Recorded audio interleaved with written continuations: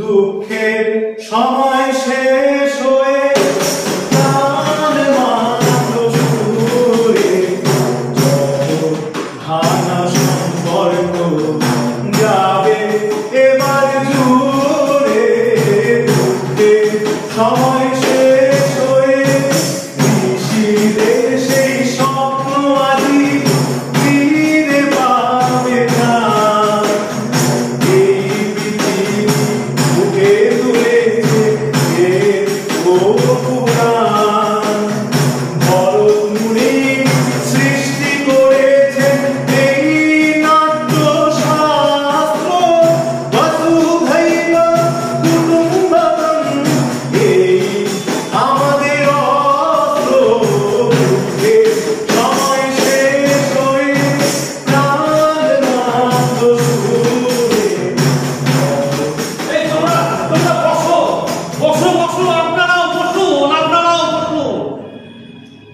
নাটক দিয়ে জয় করব বিশ্বের হৃদয়, তাই হবে ভারতের শ্রেষ্ঠ পরিচয়। কে কে আপনি আর কি বলছেন এসব? আমি আমি এক স্বপ্নওয়ালা, এক পাখিওয়ালা। আমার কাছে সোনার পাখি আছে, স্বপ্নের সোনার পাখি। সে এমন পাখি যে সকলকে জাদু দেখাতে পারে, নাটকের জাদু। জাদু? নাটকের জাদু? কিন্তু সেটা কি? বুঝলে না তো? শোনো তা, এই নাটক জাদুর মতো একটা জিনিস, যা মানুষের কল্পনা শক্তিকে অনেক বাড়িয়ে দেয়। আর সেই কল্পনার ভিতর দিয়ে মানুষ অনেক কিছু জানতে পারে, বুঝতে পারে, শিখতে পারে। এই নাটক কোথায় ছিল জানো? নাটক? সে তো বিদেশ থেকে এসেছে শুনেছি। ভুল, ভুল। ভালো করে শোনো আমার কথাগুলো। এই নাটকের যাত্রা শুরু আমাদের ভারত থেকে। আজ থেকে 2500 বছর আগে, যখন অন্যান্য দেশের লোকেরা গুহার মধ্যে বাস করত, তখন থেকে, ঠিক তখন থেকে আমাদের এই নাটকের যাত্রা শুরু। তারপর শুরু হলো এক বিরাট শাস্ত্র, যে শাস্ত্র বিশ্বের আর কোথাও ছিল না। তাই নাকি? তা তো জানতাম না। তাহলে শোনো, আমাদের দেশের ভরতমুনি রচনা করলেন নাট্যশাস্ত্র, যার আর এক নাম পঞ্চম বেদ। পঞ্চম বেদ? বেদ তো 4টে শুনেছিলাম, পঞ্চম বেদের কথা তো শুনিনি। শোনোনি তো? এরকম অনেক কথাই তো তোমরা শোনোনি। আর সেই জন্যই ভারতের ঐতিহ্য আজ অনেক পতন হয়ে গেছে। আমরা পিছিয়ে গেছি আমাদের সংস্কৃতিতে, অনেক অনেক পিছিয়ে গেছি। হ্যাঁ, সত্যি তো। আমাদের তো এসব জানা দরকার। আপনি আমাদেরকে বলুন, আমাদেরকে পঞ্চম বেদ সম্পর্কে বলুন। আমরা শুনতে চাই। কি আমরা শুনতে চাই তো? হ্যাঁ, আমরা সবাই শুনতে চাই। তাহলে শোনো, ঋকে মন্ত্র, যজুতে যাগযজ্ঞ আর অথর্বতে চিকিৎসা। এই অথর্ববেদ আস্তে আস্তে ভারতের পূর্বপুরুষেরা অনেক কিছু জেনে গিয়েছিলেন, অনেক অনেক কিছু। তাই তো সেখান থেকে তারা তৈরি করেছিলেন সমস্ত কিছু। এই পৃথিবী সূর্যের চারিদিকে ঘুরে, গ্রহ 9টি, তারাই প্রথম বিশ্বকে জানিয়েছিল শূন্যের কথা। এইরকম আরো কত কি আমরা বিশ্বকে জানিয়ে এসেছি। কিন্তু কি জানো, এই সবের সঙ্গে মানুষকে, সমাজকে খুশি করতে গেলে চাই সাহিত্য, গান, সঙ্গীত, চিকিৎসা, নৃত্য, চারুকলা আর পদ্ধতি। আর তাই এই নাট্যশাস্ত্র থেকে মানুষ জ্ঞান অর্জন করলো। আর এই জ্ঞান অর্জন করার সাথে সাথে সমাজকে দেশকে তারা সুখে রাখতে পারার চেষ্টা করলো। তাহলে পঞ্চম বেদ রচনা করলেন ঋষি ভরতমুনি। কিন্তু নাটক ছাড়া অন্য কিছু করে কি আমরা আনন্দ পেতে পারতাম না? না, পারতাম না। কারণ একমাত্র এই নাটকের মধ্যেই সব কিছু একসঙ্গে পাওয়া যায়।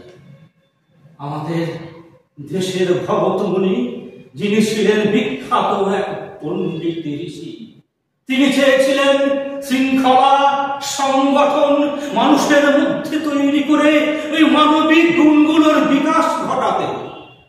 আর তোমরা জানো, আমাদের পূর্বপুরুষেরা অনেক আগে এই গুণগুলোকে অধিকার করেছিল। আর সেই জন্যই তো নালন্দা, তক্ষশিলা, বিক্রমশিলা বিশ্ববিদ্যালয়ের মতো শিক্ষালয়গুলো আমাদের ভারতেই গড়ে উঠেছিল। অনেক অনেক ছাত্র বিভিন্ন দেশ থেকে এখানে পড়তে আসতো। বুঝতে পেরেছি। আমরা ধনী ছিলাম, সমৃদ্ধ ছিলাম, কারণ আমাদের জ্ঞান বিকাশ ছিল। তাই আমাদের সোনার পাখি বলা হতো। ঠিক, একদম ঠিক কথা বলছো। আমি সেই সোনার পাখি আবার নিয়ে এসেছি। আবার এসেছে সেই সোনার পাখি, আবার ফিরে এসেছে সেই সোনার পাখি। কিন্তু সেই জ্ঞান বিকাশ আস্তে আস্তে হারিয়ে গেল কেন? হ্যাঁ, আর সেগুলো কিভাবেই বা গেল? জানো, 400 বছর আগের থেকে আমাদের ঐতিহ্যের পতন শুরু হয়। শুধুমাত্র ঐক্যের অভাবে আর আমরা সমৃদ্ধ থাকতে পারলাম না। আমাদের সব দুর্বল হয়ে গেল। আমরা দুর্বল হয়ে গেলাম শক্তিতে, আমরা দুর্বল হয়ে গেলাম সংস্কৃতিতে। আমরা কি তাহলে সবকিছু হারিয়ে ফেলেছি? আর কি ফিরে পাবো না? আমাদের দোষটা কোথায়? আমাদের দোষ কোথায় জানো? অলসতা, অহংবোধ, পাপ আর আসক্তিতে নিমগ্ন হওয়া, তার সঙ্গে অস্পৃশ্যতা, নিপীড়ন, একে অপরের সঙ্গে লড়াই করা। এইগুলো থেকে বেরিয়ে আসতে হলে আমাদের সকলকে সংকল্প করতে হবে এক শক্তিশালী পরিবারের জন্য। জানো, পরিবার যদি শক্তিশালী হয়, সমাজ শক্তিশালী হবে। আর সমাজ যদি শক্তিশালী হয়, দেশ শক্তিশালী হবে। এটা আমাদের সবাইকে জানতে হবে, সবাইকে।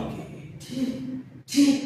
এবারে G20-তে স্লোগান ছিল এক বিশ্ব, এক পরিবার, এক ভবিষ্যৎ। এটাই তো হাজার বছর আগে উপনিষদে আমাদের ঋষিরা বলে গেছেন বসুধৈব কুটুম্বকম। অর্থাৎ সারা বিশ্ব আমার পরিবার। এই করোনার সময়ে ভারত কিন্তু ওষুধ তৈরি করে সারা বিশ্বকে বিনামূল্যে দিয়েছিল।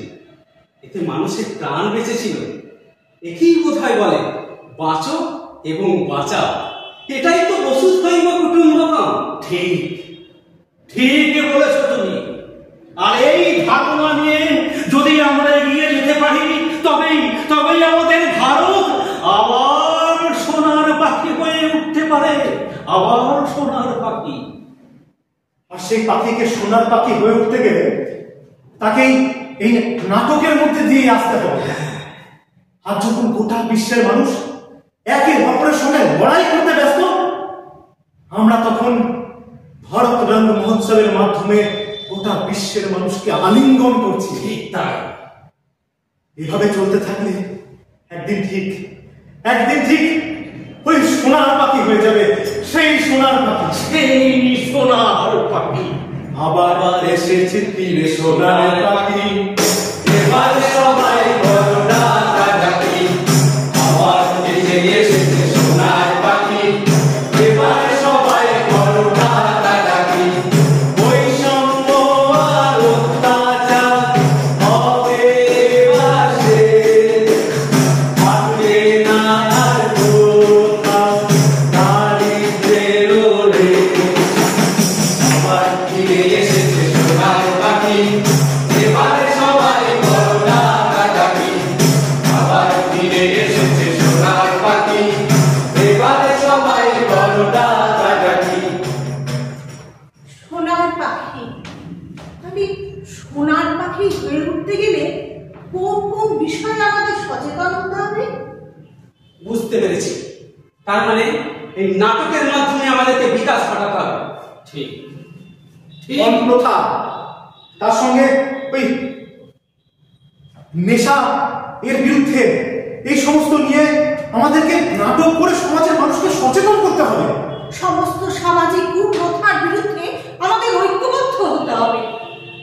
হ্যাঁ, আমাদের এইভাবে এগিয়ে যেতে হবে, উন্নত ভারতের দিকে এগিয়ে যেতে হবে। এটাই আমাদের সংকল্প। বাহ বাহ বাহ! এই তো চাই, এটাই তো চাই। তোমরা সবাই আমার কথা ঠিক বুঝতে পেরেছো। আগামী 2047 সালে ভারত 100 বছর স্বাধীনতা উদযাপন করবে। আমাদেরকে মনে রাখতে হবে, এই ভারতই বিশ্বকে, গোটা বিশ্বকে পথ দেখাবে, আলোর পথ, মানবতার পথ, ভালোবাসার পথ, শান্তির পথ। তাই আসুন, আপনারা সকলে আসুন, আমরা অঙ্গীকার করি যে সমৃদ্ধির সাথে উন্নত ভারতের দিকে আমরা এগিয়ে যাব। আর সেখানে এই বিশ্বগুরু হওয়ার ক্ষেত্রে রঙ্গমঞ্চ এক বিশাল অবদান রাখবে। বন্দে ভারত, জয় জয় ভারত, বন্দে ভারত, জয় জয় ভারত, বন্দে ভারত, জয় জয় ভারত। আসুন, আপনারা সকলে আসুন, আমরা একই সঙ্গে গলা মেলাই। বলো বলো বলো